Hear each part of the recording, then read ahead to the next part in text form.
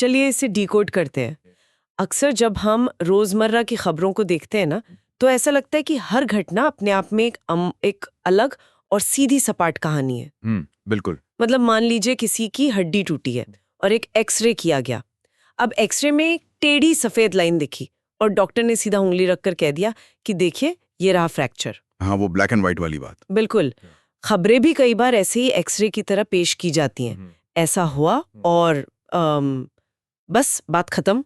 लेकिन असल दुनिया का जो ढांचा है ना, वो किसी साधारण एक्सरे जैसा नहीं होता।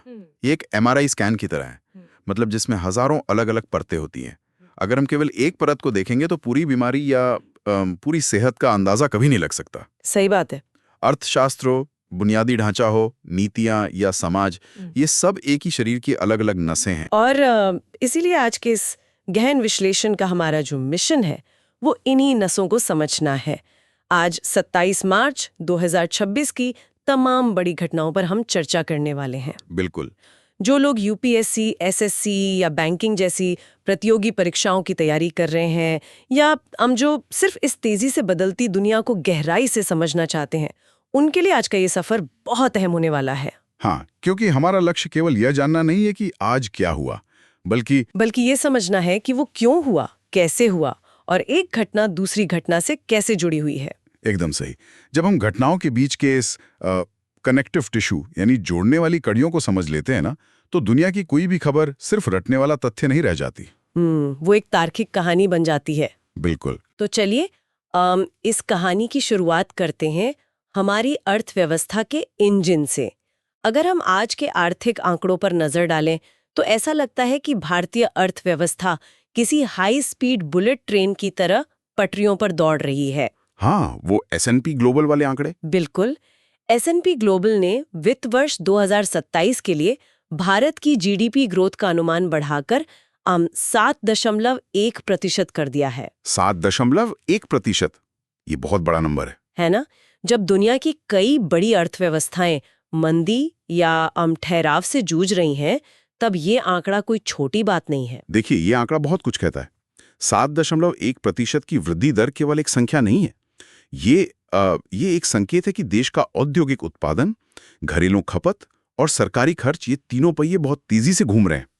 S&P ग्लोबल जैसी संस्थाएं जब अपना अनुमान बढ़ाती है ना, तो इसका सीधा असर वैश्विक निवेशकों के भरोसे पर पड़ता है। मतलब उन्हें लगता है कि यहाँ पैसा लगाना सुरक्षित है। बिल्कुल।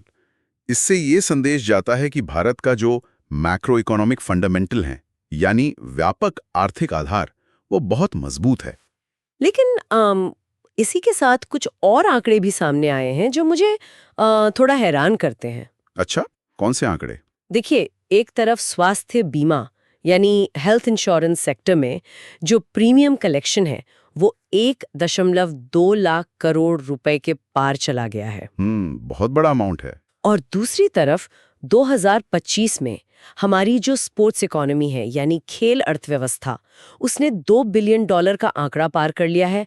अब मुझे इन दोनों के बीच एक विरोधाभास नजर आता है। वो कैसे? मतलब अगर लोग बड़े पैमाने पर इंश्योरेंस खरीद रहे हैं तो इसका मतलब है कि वे भविष्य की बीमारी और खर्चों को लेकर डरे हुए हैं, है ना? हाँ, सुरक्षा चाह रहे हैं। तो फिर उसी समय लोग खेलों और मनोरंजन पर $2 बिलियन कैसे खर्च कर रहे हैं? देखिए, ये विरोधाभास नहीं है, बल्कि ये एक बहुत ही क्लासिक आर्थिक विकास का लक्षण है। इसे हम अर्थशास्त्र में डिस्क्रिशनरी इनकम कहते हैं, यानी खर्च करने योग्य आय में वृद्धि। अच्छा, तो मतलब जब बुनियादी जरूरतें पूरी हो जाती हैं तब? बिल्कुल। जब कोई मध्यम वर्ग आर्थिक रूप से ऊपर उठता है ना, तो वो सबसे पहले अपनी बुनियादी सुरक्षा पक्की करता है। यही कारण है कि हम 1.2 लाख करोड़ रुपए हेल्थ इंश्योरेंस में जा रहे हैं। लोग अब मेडिकल इमरजेंसी में दिवालिया नहीं होना चाहते। सही कहा। और जब सुरक्षा तय हो जाती है, तब जो अतिरिक्त पैसा बचता है वो जीवन शैली, फिटनेस और खेलों पर खर्च होता है। मतलब ये दोनों आंकड़े एक ही सिक्के के दो पहलू हैं। हाँ, स्पोर्ट्स इकोनॉमी का $2 बिलियन तक पहुंचना इसी बात का सबूत है कि समाज अब केवल सर्वाइवल यानी किसी तरह गुजारा करने वाले चरण से बाहर निकल चुका है। वो क्वालिटी ऑफ लाइफ की तरफ बढ़ रहे हैं। बिल्कुल। ये नजरिया वाकई दिलचस्प है। लेकिन ना, जहां पैसा है और जहां मध्यम वर्ग तेजी से पैसा बनाना चाहता है, वहां जोखिम भी तो बहुत बढ़ जाता है ना। इसमें कोई शक नहीं है। इसी से जुड़ी एक और अहम खबर है आज। HDFC सिक्योरिटीज ने रिटेल निवेशकों के लिए नेक्स्ट ऑप्शन नाम का एक नया ट्रेडिंग प्लेटफॉर्म लॉन्च किया है। हाँ, जो डेरिवेटिव स्ट्रैटेजी पर फोकस करता है। बिल्कुल। अब मेरा सवाल ये है कि क्या डेरिवेटिव्स जैसे बेहद जटिल और जोखिम भरे निवेश विकल्पों को आम लोगों के लिए सुलभ बनाना एक तरह से मध्यम वर्ग को जुए की तरफ धकेलना नहीं है? देखिए, ये एक बहुत ही वाजिब और गंभीर चिंता है। डेरिवेटिव्स या फ्यूचर एंड ऑप्शंस, जिसे हम F&O कहते हैं, वो वास्तव में बहुत जोखिम भरे होते हैं। तो फिर इन्हें इतना प्रमोट क्यों किया जा रहा है? हमें इसके पीछे के तंत्र को समझना होगा। अर्थव्यवस्था में जब लोगों के पास पूंजी आती है ना, तो वे पारंपरिक फिक्स्ड डिपॉजिट्स या FD से आगे बढ़कर शेयर बाजार की ओर रुख करते हैं। ज्यादा रिटर्न के लिए। हाँ, अब HDFC सिक्योरिटीज जैसी संस्थाएं जानती हैं कि रिटेल निवेशकों की जोखिम लेने की क्षमता, यानी रिस्क एपेटाइट, वो बढ़ रही है। इसलिए वे ऐसे प्लेटफॉर्म बना रहे हैं ताकि ये ट्रेडिंग एक विनियमित और तकनीक संचालित तरीके से हो सके। मतलब एक रेगुलेटेड माहौल में हो। लेकिन रेगुलेशन या विनियमन की बात करें तो क्या वाकई आम निवेशक आज सुरक्षित है? आप किस संदर्भ में पूछ रही हैं? क्योंकि हर दिन हम कोई ना कोई नया इन्वेस्टमेंट ऐप लॉन्च हो रहा है और धोखाधड़ी के मामले भी लगातार बढ़ रहे हैं। हाँ, और इसी सटीक समस्या को हल करने के लिए आज की एक और बहुत महत्वपूर्ण घोषणा हुई है। सेबी और गूगल ने इन्वेस्टमेंट ऐप्स के लिए एक वेरीफाइड बैच सिस्टम शुरू करने की साझेदारी की है। अरे वाह! तो ये बैच सिस्टम असल में काम कैसे करेगा? क्या ये ट्विटर या इंस्टाग्राम के ब्लू टिक जैसा कुछ है? नहीं, ये उससे कहीं ज्यादा गंभीर है।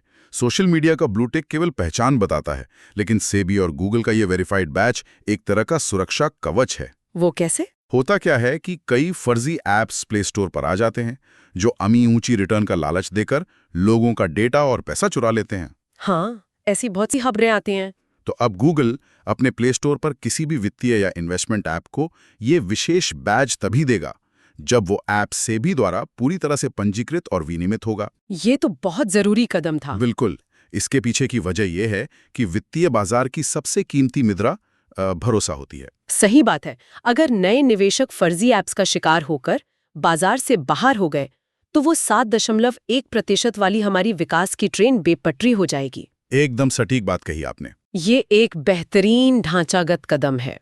और जब हम ढांचे की बात कर ही रहे हैं तो चलिए अर्थव्यवस्था के इन कागजी आंकड़ों से बाहर निकलकर थोड़ी जमीन पर उतरते हैं। चलिए। अगर हमें 7.1% की दर से विकास करना है तो जाहिर सी बात है कि हमें बंदरगाह, हाईवे और रेलवे लाइनें चाहिए। बुनियादी ढांचा सबसे अहम है। लेकिन इस मामले में जो खबरें आज सामने आई है ना, वो मुझे थोड़ा उलझन में डालती हैं। उलझन कैसी? देखिए, एक तरफ हम कहते हैं कि हमारी अर्थव्यवस्था मजबूत हो रही है, घरेलू निवेशकों के पास बहुत पैसा आ गया है। लेकिन दूसरी तरफ हम देखते हैं कि जापान इंटरनेशनल कॉपरेशन एजेंसी यानी जाइका ने अब भारत के साथ 16,420 करोड़ रुपए का ODA ऋण समझौता किया है। हाँ, इंफ्रास्ट्रक्चर के लिए। और इतना ही नहीं, भारतीय प्रतिस्पर्धा आयोग या CCI ने श्रीराम फाइनेंस में जापान के ही MUFG के 39,618 करोड़ रुपए के निवेश को मंजूरी दी है। तो मेरा सवाल ये है कि अगर हम इतने ही सक्षम हैं तो हमें इन भारी भरकम विदेशी कर्जों और निवेशों की इतनी जरूरत क्यों पड़ रही है? देखिए, इस उलझन को सुलझाने के लिए हमें पूंजी की लागत यानी कॉस्ट ऑफ कैपिटल को समझना होगा। अच्छा। सबसे पहले बात करते हैं जाइका के ODA ऋण की। ODA का मतलब होता है ऑफिशियल डेवलपमेंट असिस्टेंस। ये कोई आम सामान्य कमर्शियल लोन नहीं है जो 8 या 10% ब्याज पर मिलता हो। तो इसकी शर्तें अलग होती हैं? बहुत अलग। ये एक बहुत ही लंबी अवधि का ऋण होता है, अक्सर 30 से 40 साल के लिए, और इसकी ब्याज दर आम 1% से भी कम होती है। अरे, यानी ये तो लगभग मुफ्त के पैसे जैसा है जिसे बहुत लंबे समय बाद चुकाना है। बिल्कुल। किसी भी देश को जब बुलेट ट्रेन, मेट्रो नेटवर्क या बड़े पुल बनाने होते हैं ना, तो उनका रिटर्न आने में दशकों लग जाते हैं। रातों रात मुनाफा नहीं होता। सही कहा। ऐसे में अगर आप बाजार दर पर महंगा कर्ज लेंगे तो प्रोजेक्ट कभी मुनाफे में नहीं आ पाएगा। इसलिए जाइका जैसा सस्ता जापानी पैसा हमारे इंफ्रास्ट्रक्चर के लिए एक जीवनदायिनी की तरह काम करता है। ये तो कर्ज की बात हुई। और जो निवेश हो रहा है? हाँ, जो श्रीराम फाइनेंस में MUFG का करीब 39,000 करोड़ का निवेश है, वो कर्ज नहीं है, वो इक्विटी निवेश है। ये दर्शाता है कि विदेशी संस्थागत निवेशकों को भारत के वित्तीय सेक्टर और यहाँ की विकास गाथा पर कितना गहरा विश्वास है। तो विदेशी पैसे का तर्क तो पूरी तरह समझ में आता है, लेकिन क्या हम बुनियादी ढांचे के लिए सिर्फ विदेशियों पर निर्भर हैं? घरेलू मोर्चे पर भी तो कुछ हलचल होनी चाहिए ना। हलचल है, और बहुत बड़ी हलचल है। सड़क परिवहन मंत्री नितिन गडकरी द्वारा राजमार्ग इंफ्रास्ट्रक्चर इन्वेस्टमेंट ट्रस्ट, या जिसे हम इनविट कहते हैं, उसका लॉन्च और बीएसई पर उसकी लिस्टिंग इसी दिशा में एक ऐतिहासिक कदम है। ये इन्वेट्स या RIIT, ये क्या बला है? ये काम कैसे करता है? इसे आप इंफ्रास्ट्रक्चर के लिए एक म्यूचुअल फंड की तरह समझ सकती हैं। अच्छा। मान लीजिए सरकार ने एक हाईवे बनाया जिस पर हर रोज लाखों गाड़ियां टोल टैक्स देती हैं। हाँ। अब सरकार उस बने हुए हाईवे को इस इन्विट में डाल देती है।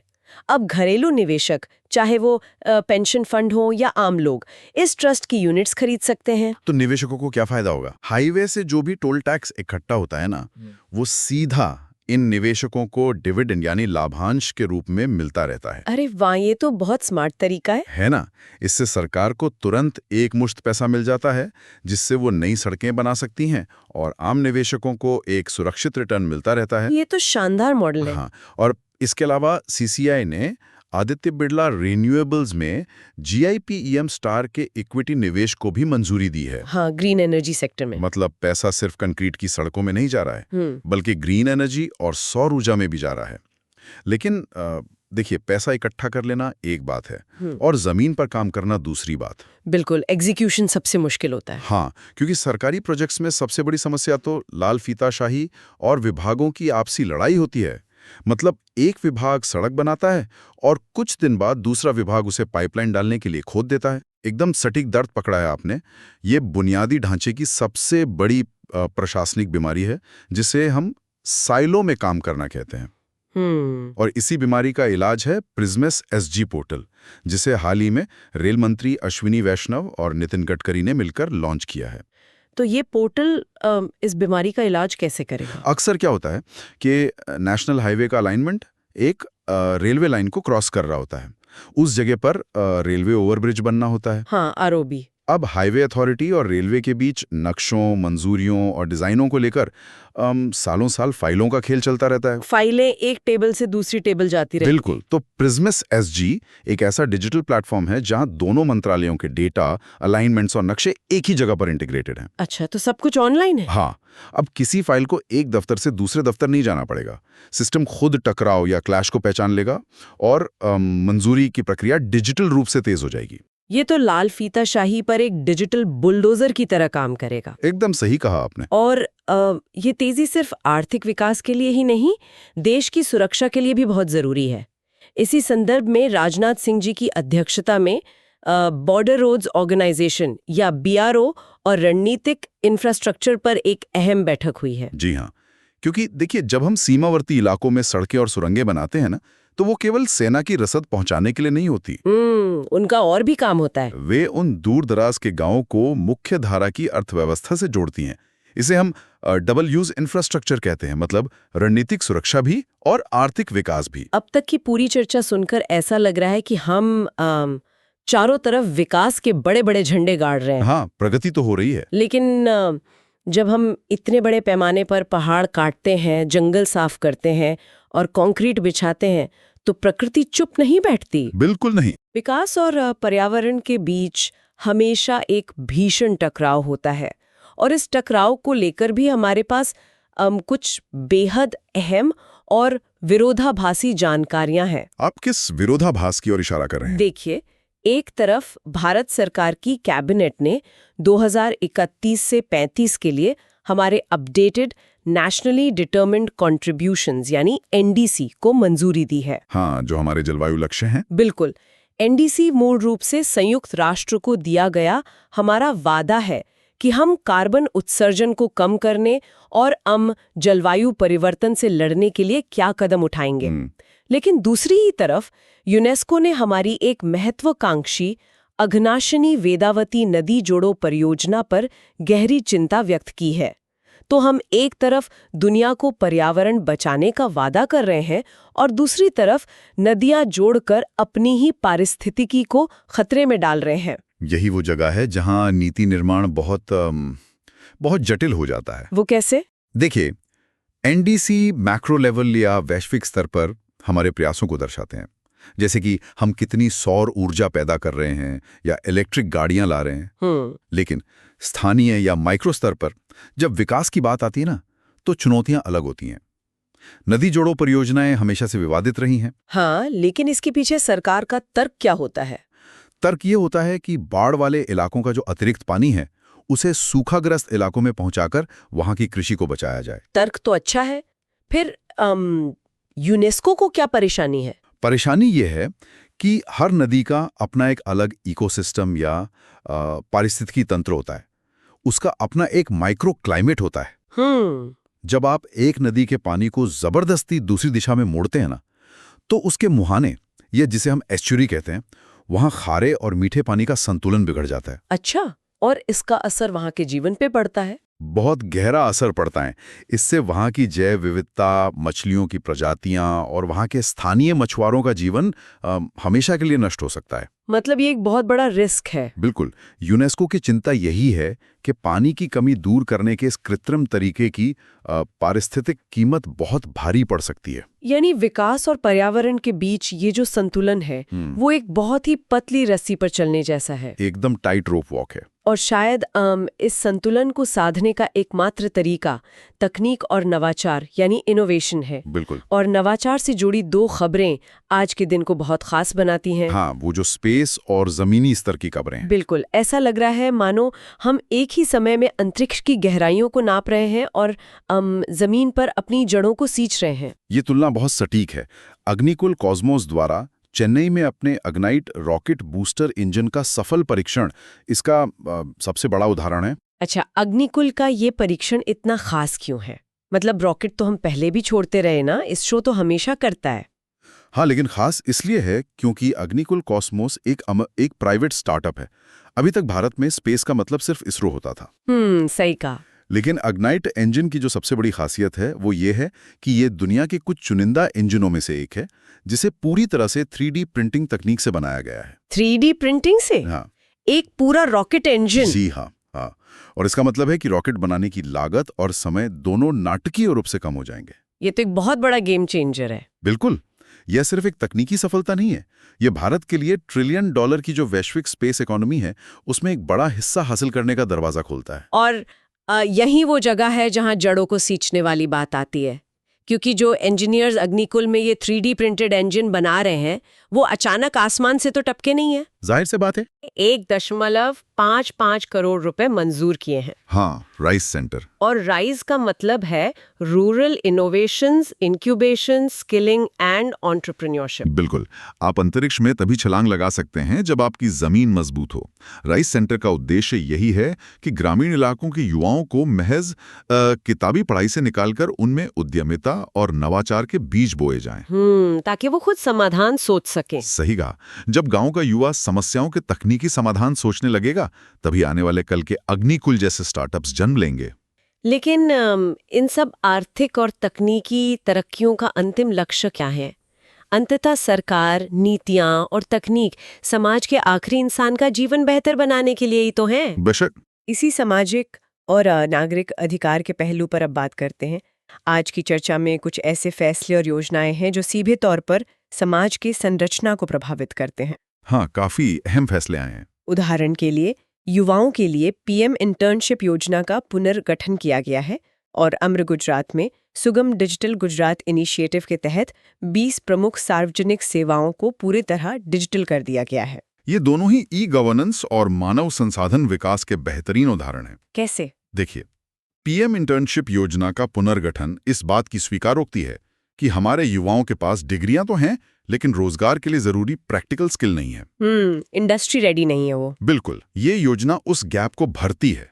वहीं डिजिटल गुजरात जैसी पहल का मतलब है कि एक आम नागरिक को आय प्रमाण पत्र या राशन कार्ड के लिए सरकारी दफ्तरों के चक्कर और रिश्वत के दुष्चक्र से आजादी मिलना। ये तो बहुत बड़ी राहत है। हाँ, ये नागरिकों के सशक्तिकरण का सीधा रास्ता है। ये तो हुई प्रशासन को आसान बनाने की बात, लेकिन आम समाज में अधिकारों की परिभाषा इतनी सीधी नहीं होती। आज न्यायपालिका और विधायिका की तरफ से दो बहुत ही बड़े और जटिल कदम सामने आए हैं। सुप्रीम कोर्ट और संसद वाले। हाँ, पहला है सुप्रीम कोर्ट का वो फैसला जिसमें यह स्पष्ट किया गया है कि अनुसूचित जाति या एससी का दर्जा केवल उन लोगों के लिए है जो हिंदू, सिख या बौद्ध धर्म को मानते हैं। ये एक बेहद संवेदनशील मुद्दा है। बिल्कुल है, और इसीलिए मुझे समझाइए कि अदालत इस नतीजे पर कैसे और क्यों पहुंची, मतलब इसके पीछे का तर्क क्या है? देखिए, इस फैसले को समझने के लिए हमें भावनाओं से अलग हटकर विशुद्ध रूप से संवैधानिक और कानूनी तर्कों को देखना होगा।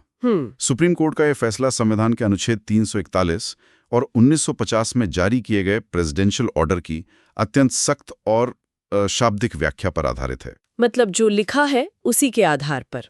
जी, संविधान सभा और उस समय के कानून निर्माताओं का तर्क यह था कि अस्पृश्यता या छुआछूत की जो ऐतिहासिक प्रथा थी वो विशिष्ट रूप से जाति व्यवस्था से जुड़ी थी, जिसकी जड़ें हिंदू धर्म और उसके बाद सिख व बौद्ध धर्म में ऐतिहासिक रूप से परिलक्षित हुई। अदालत ने कोई नया सामाजिक नियम नहीं बनाया है, उसने केवल उस कानूनी ढांचे की व्याख्या की है जो आज की तारीख में किताबों में दर्ज है। यानी अदालत लकीर के फकीर की तरह केवल मौजूद शब्दों को पढ़ रही है। आप ऐसा कह सकती हैं। लेकिन दूसरी तरफ संसद भवन में हम देखते हैं कि कानून की किताब में नए पन्ने जोड़े जा रहे हैं। लोकसभा में ट्रांसजेंडर व्यक्ति अधिकारों का संरक्षण संशोधन विधेयक 2026 पारित हो गया है। ये एक बहुत ही शानदार तुलना है आपकी। सुप्रीम कोर्ट का काम है ये देखना कि जो कानून बना है उसका अर्थ क्या है, लेकिन विधायिका या संसद का काम है बदलते समाज के हिसाब से नए अधिकार सृजित करना। समाज की जरूरतों के हिसाब से। मतलब बिल्कुल, ट्रांसजेंडर समुदाय लंबे समय तक समाज के बिल्कुल हाशिए पर रहा है। ये जो नया संशोधन विधेयक है, ये उनकी पहचान को अब कानूनी मान्यता देने का एक प्रयास है। मतलब उन्हें मुख्य धारा में लाने का। हाँ, रोजगार और शिक्षा में उनके खिलाफ होने वाले भेदभाव को अपराध घोषित करने और उन्हें मुख्य धारा में सम्मानजनक जगह दिलाने का एक विधायी प्रयास है। ये देखना वाकई दिलचस्प है कि कैसे एक तरफ कानून की पुरानी व्याख्याएं हमारी ऐतिहासिक जड़ों को परिभाषित कर रही हैं और दूसरी तरफ नए कानून भविष्य के समाज का ताना बाना बुन रहे हैं। सही कहा। और देखिए, समाज केवल कानूनों, सड़कों या अर्थव्यवस्था से नहीं बनता, उसकी एक आत्मा भी होती है जो उसकी संस्कृति और खेलों में बसती है। बिल्कुल, और अंतर्राष्ट्रीय मंचों पर भी भारत अपनी इसी सॉफ्ट पावर का लोहा मनवा रहा है। और ये कूटनीति का एक बहुत ही अभिन्न अंग है। एकदम सही। देखिए, Asia cup world ranking tournament के स्टेज 1 में टीम इवेंट्स में भारत ने शानदार प्रदर्शन करते हुए 2 कांस्य पदक या ब्रॉन्ज मेडल जीते हैं। अरे वाह! याद है शुरुआत में हमने उस $2 बिलियन की स्पोर्ट्स इकोनॉमी की बात की थी? हाँ, बिल्कुल। ये पदक कोई इत्तेफाक नहीं है। जब देश में बुनियादी ढांचा सुधरता है और खेलों में निवेश बढ़ता है तो उसका सीधा असर वैश्विक मंच पर हमारे एथलीटों के प्रदर्शन में दिखता है। एकदम सही बात है। और सॉफ्ट पावर का दूसरा सबसे बड़ा हथियार हमारी सांस्कृतिक अभिव्यक्ति है। वो कैसे? आज 27 मार्च को पूरी दुनिया में विश्व रंगमंच दिवस या वर्ल्ड थिएटर डे मनाया जाता है। World theatre day. सच कहूं तो कभी-कभी मुझे लगता है कि इस नेटफ्लिक्स, इंस्टाग्राम और आर्टिफिशियल इंटेलिजेंस के दौर में रंगमंच या थिएटर कौन ही देखता होगा? ये सवाल बहुत लोग पूछते हैं। मतलब क्या इसके कोई प्रासंगिकता बची भी है आज के समय में? मुझे लगता है कि शायद आज इसकी जरूरत इतिहास में सबसे ज्यादा है। अच्छा, ऐसा क्यों? देखिए, जब हम सब अपनी अपनी स्क्रीन्स के पीछे छुपकर एक बहुत ही आभासी और एकाकी दुनिया में जी रहे हैं, तब रंगमंच हमें याद दिलाता है कि हम इंसान हैं। इंसानी जुड़ाव। बिल्कुल, ये लोगों को एक कमरे में एक साथ लाता है जहां आप बिना किसी स्क्रीन या AI फिल्टर के सीधे मानवीय भावनाओं को महसूस करते हैं। ये समाज में सहानुभूति या एम्पैथी पैदा करने का सबसे शक्तिशाली माध्यम है। कितनी खूबसूरत बात कही आपने। कोई भी देश सिर्फ हथियारों या GDP के आंकड़ों से महान नहीं बनता, वो अपनी सांस्कृतिक और मानवीय गहराई से महान बनता है। क्या बात है। एक तरह से हमने आज पूरा एक चक्र पूरा कर लिया है। हमने शुरुआत की थी 7.1% की तेज रफ्तार आर्थिक वृद्धि और हेल्थ इंश्योरेंस के आंकड़ों से। हाँ, बुलेट ट्रेन वाली रफ्तार। फिर हमने जायका के जापानी कर्जों, इनविट के ढांचागत निवेश और लाल फीताशाही मिटाने वाले प्रिज्म एसजी पोर्टल की बात की। उसके बाद हमने यूनेस्को की पर्यावरण संबंधी चिंताओं को समझा और देखा कि कैसे अग्निकुल का अग्नाइट इंजन स्पेस के नए दरवाजे खोल रहा है और नीति आयोग का राइज सेंटर गांव के युवाओं को दिशा दे रहा है। और अंत में हमने सुप्रीम कोर्ट के कानूनी तर्क को, नए ट्रांसजेंडर बिल और अमृत डिजिटल गवर्नेंस के असर पर भी गहराई से चर्चा की। इसी पूरी चर्चा के आधार पर मैं अंत में एक विचार सामने रखना चाहूंगा जिस पर सभी को सोचना चाहिए। हाँ बिल्कुल, बताइए। आज हमने बात की कि कैसे सरकार ने सुगम डिजिटल गुजरात के जरिए 20 सेवाओं को ऑनलाइन कर दिया, कैसे सेबी और गूगल ऐप्स को वेरीफाइड बैज दे रहे हैं और कैसे प्रिज्म एसजी पोर्टल सब कुछ डिजिटल कर रहा है। लेकिन जरा एक मिनट के लिए रुककर उन लोगों के बारे में सोचिए जो आज भी डिजिटल दुनिया से कोसों दूर हैं। जो लोग स्मार्टफोन नहीं चला सकते या जिन्हें इंटरनेट की समझ ही नहीं है। बिल्कुल, जब पूरी की पूरी अर्थव्यवस्था, नागरिक सेवाएं, स्वास्थ्य बीमा और निवेश इतनी तेजी से डिजिटल हो रहे हैं, तो समाज और सरकार के सामने सबसे बड़ी चुनौती यह है कि वे यह कैसे सुनिश्चित करेंगे कि एक अनपढ़ या डिजिटल रूप से अक्षम व्यक्ति इस पूरी व्यवस्था से बाहर ना हो जाए। ये तो बहुत गंभीर सवाल है। क्या ये डिजिटल क्रांति उन लोगों को उनके बुनियादी अधिकारों से वंचित तो नहीं कर देगी? क्या इस 7.1% की रफ्तार से दौड़ती बुलेट ट्रेन में उन लोगों के लिए कोई सीट बची है या वे हमेशा के लिए पुराने स्टेशन पर ही छूट जाएंगे? उफ, ये एक ऐसा सवाल है जो सच में रोंगटे खड़े कर देता है।